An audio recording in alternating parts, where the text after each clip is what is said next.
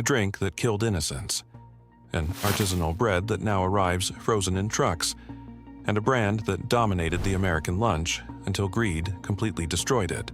What the hell happened to Panera Bread?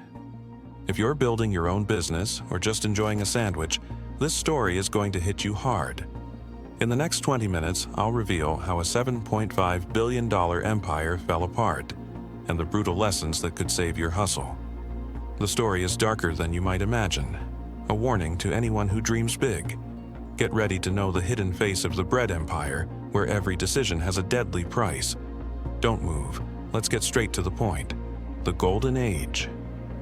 It all started on the streets of Kirkwood, Missouri in 1987, when Ken and Linda Rosenthal opened a small bakery called St. Louis Bread Company. It wasn't glamorous at first, just a handful of steaming ovens, kneading dough by hand for crispy baguettes and whole-grain loaves that filled the air with that irresistible aroma that makes you salivate from the sidewalk. Local customers came for the fresh bread, but stayed for the homemade soups, made with seasonal vegetables and simmered broths for hours. It was the kind of place where you could sit down with a coffee and feel like you're in your grandmother's kitchen, away from the chaos of fast food chains. Then Ron Shaich, an entrepreneur with eagle vision, came in.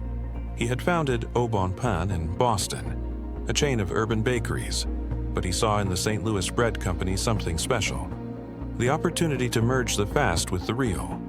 In 1993, he bought the chain for $23 million and expanded it, renaming it Panera Bread in 1997 to evoke Latin bread and a sense of community. Shaich wasn't just a CEO, he was an innovator obsessed with freshness. Her mantra: casual fast food without compromise. No artificial additives, no preservatives, just ingredients you might find in your own pantry. In fact, Panera was a pioneer in nutritional transparency. It publicly displayed the calories of each dish, a rarity in the industry, reinforcing the trust of its customers in those years. Imagine the 2000s. You're in your 30s, climbing your career ladder, and Panera becomes your oasis. They introduced free Wi-Fi in 2003, long before Starbucks became mainstream, turning their stores into hubs for freelancers and informal meetings. The menu was a hit: salads with crispy greens, homemade vinaigrettes and grilled proteins, soups served in bread bowls that absorbed every drop of flavor, sandwiches with smoked meats and melted cheeses between slices of freshly baked sourdough bread. Shaich promoted the Panera model, which inspired the entire sector. Focus on healthy, convenient, and welcoming. Crackling fireplaces in winter, sunny patios in summer, and a staff that knew you by name. Each season they brought new ingredients: pumpkin soup in autumn, artisanal granolas in spring. A menu that was always surprising, that showed that it was not conventional fast food, but slow fast food. People fell in love with that.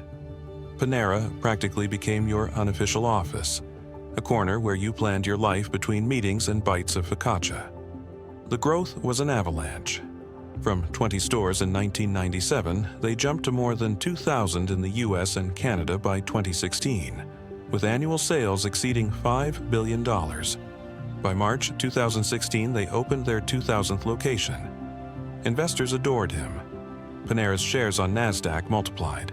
Rewarding those who had joined early. Shaich led campaigns such as eliminating trans fats in 2005 and antibiotics in chicken in 2014, positioning the brand as clean food in an era of food scandals. Panera was serious. Every ingredient and promise was a commitment. Employees thrived on solid profits and a sense of purpose. Baking bread wasn't just a job, it was craftsmanship. For men like you, between 25 and 55, Panera was the ideal spot. A nutritious lunch that kept you focused without the guilt of a greasy burger. Are you feeling that nostalgia for the glory days? Because the twist that is coming is going to blow your mind. Don't pause. The break is just around the corner. Shaich left nothing to chance. He visited stores in disguise, tried every new menu item, and turned down acquisition offers that didn't align with his vision. Under his leadership, Panera won awards as the most innovative chain for years. It was an empire built on trust. Customers knew every bite was fresh, employees felt pride, and investors saw stable returns. At company breakfasts, there was talk of conservative expansion and quality, not crazy numbers. It was the friendly brand that preached transparency and health. But like any epic saga, the peak of the mountain precedes the abyss. The breaking point, the sale to JAB Holdings. April 2017 arrives, and the landscape changes drastically.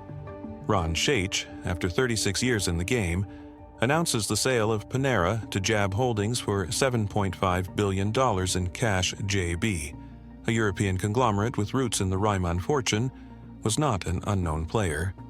They already owned Krispy Kreme, Peet's Coffee, and a portfolio of luxury brands such as Jimmy Choo. Shaich painted it as a natural step.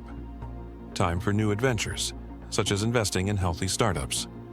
In the news, the sale seemed like a success story, but uncertainty grew within the company. Can a profit-focused firm save the essence of this sanctuary of fresh food?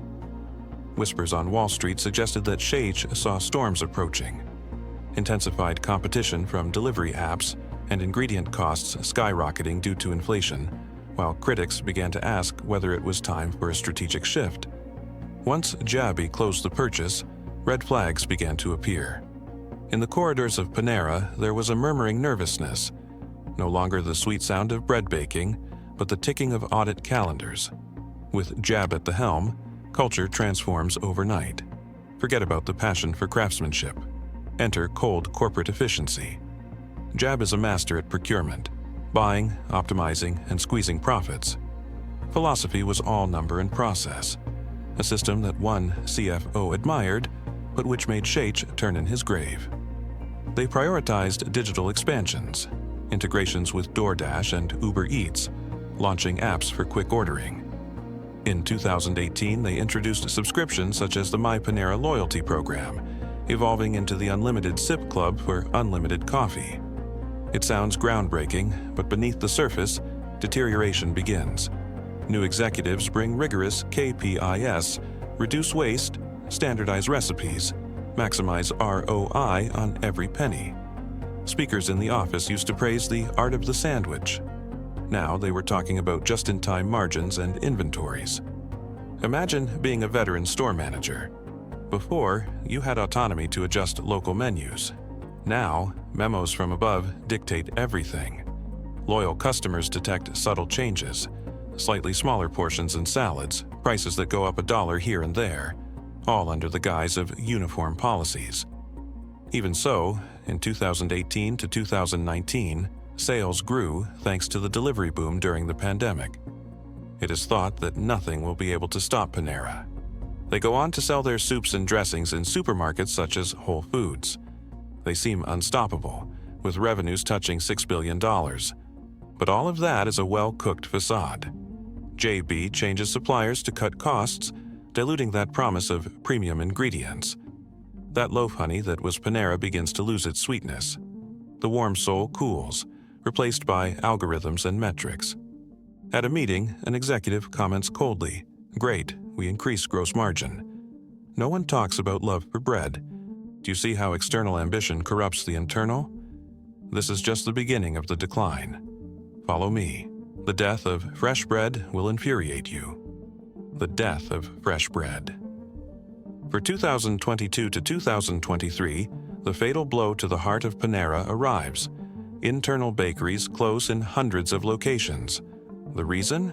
Cost efficiency in a post-pandemic world with expensive labor and volatile supply chains. Instead of kneading and baking fresh dough on site, they opt for frozen pre-baked bread from central factories, delivered by truck.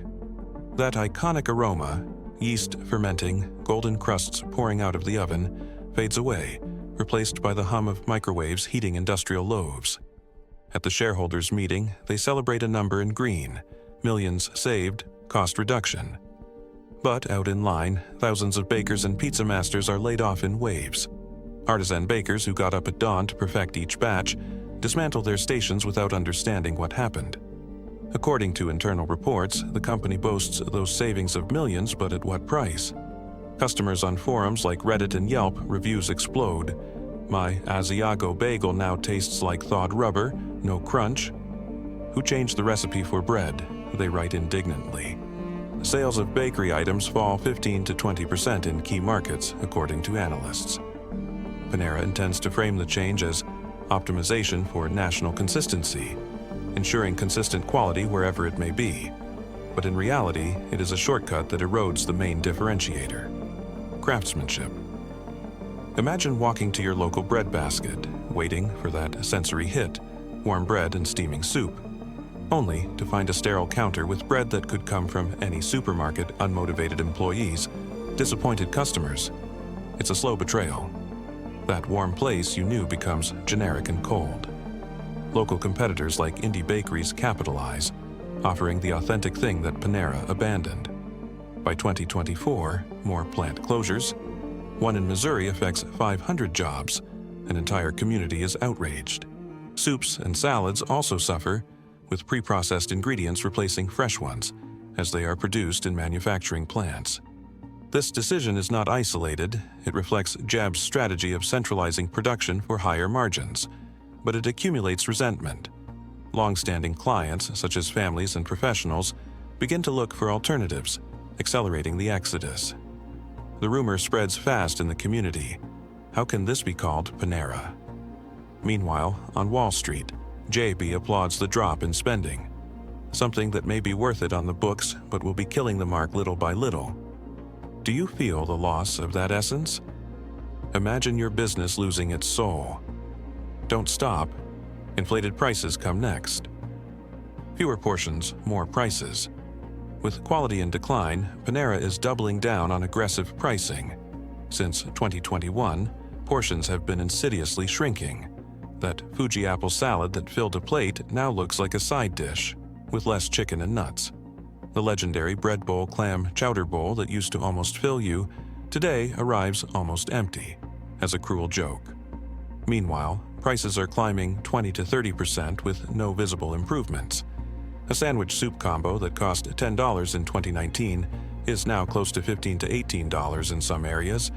It's classic shrinkflation. It downsizes, maintains, or raises the price and blames inflation. On the streets, people murmur, "They go up everything and give you less." Social networks are on fire. I paid $14 for a salad with 4 lettuce leaves, a cherry tomato, and watery dressing. Steal?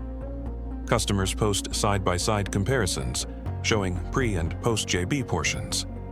In one photo, 2 clear cups of soup are the only winners. Panera justifies it with rising ingredient and labor costs, but in earnings reports it's all upside. Record profits for JAB. To you, the entrepreneur you value bang for buck, it's offensive. Paying premium for mediocrity erodes loyalty. You lose trust with every dollar charged. In 2024 to 2025, with headline inflation stabilizing, their hikes persist, alienating the core base. Middle-income men looking for value. They are not fools. They notice that a chicken Caesar sandwich elsewhere, or even the same Panera a few years ago, was cheaper and filling. They try to mitigate it with temporary promos and discounts in the app, but the damage accumulates. Put traffic down, pushing same-store sales to fall by 5 to 10% year-on-year. People prefer the Keva salad, which gives more ingredients, or Chick-fil-A, where you know exactly how much a chicken salad is worth. Panera seems like a bad pricing joke. The scandals that buried the brand. Now, the core of the chaos, the charged lemonade, a drink that encapsulates the fall of Panera. Launched in April 2022 as part of a push for innovative drinks, the idea was born out of the need to attract millennials and Gen Z with clean, energizing options. JAB executives saw the energy drink boom as Red Bull, but wanted to differentiate themselves. A plant-based lemonade with guarana, ginseng, and natural caffeine, touted as healthy and refreshing. It contained up to 390 milligrams of caffeine, more than 3 Red Bulls or 4 espressos, but was placed in self-serve fountains next to non-caffeinated sodas, with no initial clear warnings. It was an experiment as audacious as it was dangerous. The idea seemed to be a winner. Boost sales in beverages, a high-margin segment, attracting customers for productive afternoons. Initially, sales were up 10 to 15% on drinks, with buzz on social media about their natural kick. But disaster struck fast. In September 2022, Sarah Katz, a 21-year-old student with a pre-existing heart condition, died after consuming a large charged lemonade. Her family sued, alleging that Panera failed to disclose the high caffeine and marketed it as clean without risk. It was followed by Dennis Brown, a 46-year-old man, who died in October 2023 of cardiac arrest after drinking 3 third lawsuit in January 2024, alleged permanent heart damage in Lauren Scarrett, a 28-year-old woman. The suits were accused of misleading advertising, vague labels, misleading placement, and failure to warn of vulnerabilities. Panera responded by modifying labels in December 2023, adding neon warnings and moving the drink behind the counter. But the damage was irreversible. Massive media coverage on CNN, BBC, and ABC painted Panera as irresponsible headlines such as "lethal drink and favorite coffee" circulated as consumer advocates called for boycotts. Sales of charged lemonade fell 30% post-scandal, dragging overall drinks down. In May 2024, the chain discontinued the entire line, citing a necessary menu transformation. But it was too late. At least 5 class actions were underway for injuries and deaths, with settlements in the millions. By July 2025, Panera settled all remaining cases, paying millions but without admitting fault. The impact: destroyed reputation, with boycotts on social networks and notorious drops in foot traffic. Analysts estimate that these crises contributed to a loss of $100 to $200 million in annual sales, exacerbating the overall declines. It's not just money, it is trust in pieces. And it didn't stop there. Trust in the brand was so wounded that other secrets came to light. Employees leaked photos of the famous mac and cheese, each serving a plastic bag puffed with processed cheese, ready for microwaves. Artisanal? Clean? Not at all. Lawsuits for failed clean food surfaced. Customers claimed to have consumed chicken labeled "no antibiotics" that turned out to have come from conventional suppliers. News of deceptive politics circulated, generating legal settlements of $2 to $5 million each. Panera, who presumed integrity, ended up being singled out for false advertising. The press did not take long to baptize the phenomenon. For them, Panera went from a symbol of trust to a synonym of betrayal. Yellow pages of the internet are ablaze with sensational headlines, and popular forums ask, what else are they hiding? Panera, who had built his image on transparency, is now fighting for explanations. Shocked by how an innovative idea killed literally and figuratively, these betrayals cost everything. Failed subscriptions and experiments. In desperation, Panera throws out ideas to save the afternoon. The Unlimited Sip Club, for example, debuted in 2022 with hype. $11.99 per month for unlimited drinks. The idea was solid on paper, but execution failed. Endless queues formed at the machines, people began to abuse, filling giant thermoses. And on top of that, the quality of the post-scandal drink, without confidence in clean label, was questionable. At first, there was a 5% boost in beverage sales, but churn skyrocketed. Frustrated customers saw no value in the chaos of the Sip Club. "I'm going to Starbucks better," many said, fed up with the lines and finding only cold coffee scraps. In 2020, they launched flatbread pizzas with great hype, wanting to get into the quick dinner. At first, people tried them with curiosity, but soon reviews called them bland and expensive. With thin crust as a credit card and flavorless topping, they didn't compete with $5 pizzas from a local franchise. They are withdrawn in 2023 after sales 40% below projections. Every pizza sign removed is a blow to pride, and diners on Facebook scoff by comparing Panera pizza to a kitchen towel. The menus, once consistent, were now a maze. Panera would bring in and take out dishes every so often without warning. One day, your favorite soup would disappear without explanation. Even vegan pushes, vegetables substituted for generic brand chicken, failed for mediocre flavors, costing millions in wasted R&D. Heartless attempts to innovate result in forgettable products. In 2025, more flops. Attempts at breakfast expansions collapsed due to competition from Dunkin'.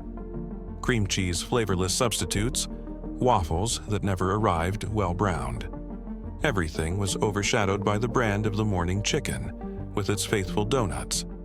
It is reactive chaos, not strategic vision. It feels like when in a small company someone starts to get their hands on everything without a plan. The result? Product by product, one after the other, Panera hits against the wall. Each failed experiment adds disappointment instead of innovation. Applying these flaws to your hustle? Share in comments. The financial end is near. Financial results in the lost IPO. The numbers tell the grim story. Same-store sales fall 8% in 2024 and 12% in 2025, affected by mild recession and persistent boycotts. While the economy flirts with stability, Panera is drowning in its own mistakes. 150-plus stores close, laying off 2,000-plus workers. The debt accumulates close to $2 billion, with JAB injecting intermittent cash but demanding more cuts. One skeptical executive says, "We're convincing investors that we'll survive another quarter." Panera Bread's IPO, teased in 2021 at a $10 billion valuation, is repeatedly postponed. What was going to be the golden harvest of investment becomes a rotten apple on the table. In mid-2024, they quietly canceled the initial offering due to volatile markets, scandals, and weak earnings. Rumors say that JAB is now looking to sell Panera Bread to pieces, possibly to private equity for less than half the acquisition price. That's a stark contrast to that triumphant announcement in 2017. Investors flee, the stock, in a hypothetical ticker, sinks. From appearing on the cover of Fortune to murmuring on financial forums, Panera becomes a case of warning. Those who bought stocks with long-term gains in mind today only see a red canvas. It is collapse, from powerhouse to liability. Banks and analysts call it careful, a wobbly giant with increasingly unmanageable debt. The latest report shows consecutive operating losses, setting off red lights on Wall Street. Panera, the treasure of old, is now a boomerang for its owners. Is it the end? Customers defect en masse. Yelp ratings dropped to 2.3 stars, with reviews calling Panera treacherous and irrelevant. Brand perception changed from healthy to risky recovery. Perhaps it is possible with a return to basics, reviving fresh bread, lowering prices, and rebuilding trust from scratch. Some experts suggest a change of CEO willing to correct mistakes and reconnect with the original vision. But with JB focused on exits, it seems increasingly late. Consumers are reminders of unfulfilled promises. Every disappointed customer represents a reputational wound. For you, the lesson is clear. Maintain integrity, listen to your customers, and avoid blind greed. In a business, quick profits can be tempting, but dishonesty is going to take its toll. Build lasting legacies, not fleeting gains. The Panera case teaches you what can happen when you lose your way. Your own project could be at risk if you ignore red flags. The future of Panera is yet to be written. Some dream of a return to its original spirit. Others believe that the brand is too damaged. The truth is that every step you take from now on must come from honesty and long-term vision.